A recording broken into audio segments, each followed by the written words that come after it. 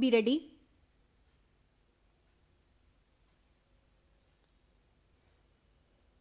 Start.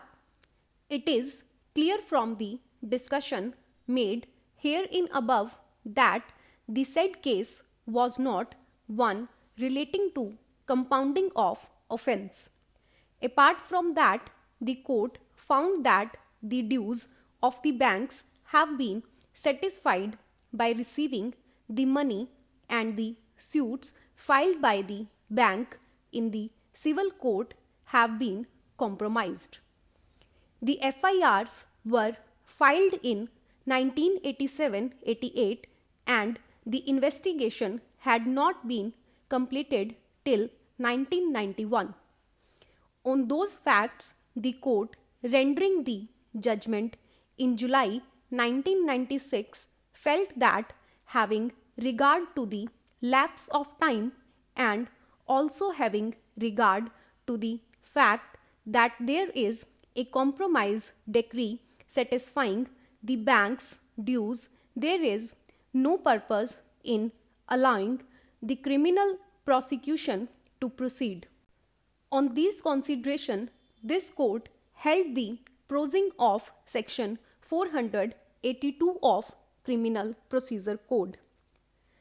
In the facts of that case, the learned judges held that the bank filed suits for recovery of the dues on account of grant of credit facility, and the suits have been compromised on receiving the payments from the company concerned. The learned court held it an offence of cheating in prima facie constituted. Such offence is a compoundable offence, and compromise decrees passed in the suits instituted by the banks for all intents and purposes amount to compounding of the offence of cheating. In that case, the court came to the conclusion, since the claims of the banks have been satisfied and the suits instituted by the banks have been compromised on receiving payments, the court felt that the complaint should not be pursued any further, and therefore the decision of the High Court in questioning the complaint does not require any interference under Article 136 of the Constitution. It is therefore clear that no legal proposition has been laid down on the compounding of offence in Duncan's Agro. This court proceeded on the peculiar facts of the case discussed above. Therefore, the said decision cannot be an authority to contend that by mere sanctioning of a scheme, the offences committed by the appellant company prior to the scheme stand automatically compounded. Reliance was also placed on the decision of this court in the case of CBI New Delhi, reported in 5 SCC 257. In that case, reliance was placed on the decision of this court in Duncan's Agro as such.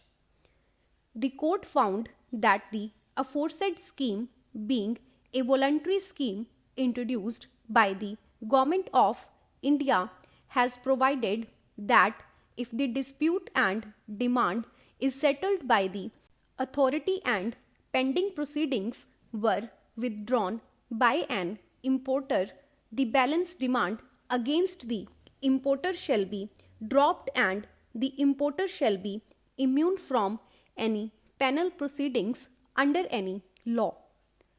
The court also came to the conclusion that under the Customs Act 1962, the appellant have been discharged and the scheme granted them immunity from prosecution. On those facts, the court held that the immunity which has been granted under the provisions of Customs Act will also extend to such offences that may prima facie be made out on identical allegation, namely evasion of customs duty and violation of any notification under the said Act. The court also found on a reading of the charge sheet and the FIR that there was no allegation against the appellant of any intentional deception or of fraudulent or dishonest intention. On those facts, the court held that once a civil case has been compromised and the alleged offence has been compounded, the continuance of the criminal proceedings thereafter would be an abuse of the judicial process. Reliance was also placed on the judgment of this court in the case of CBI and other. In paragraphs 30 and 31 of the judgment, this court held that dispute between company and the bank have been set at rest on the basis of compromise arrived at between them. The court noted that bank does not have any claim against the company. The court poses the question whether the power of quashing criminal proceeding was suffering from some disability a person to represent the aforesaid category of persons is only competent to compound the offence, and in such cases the permission of the court is statutory required.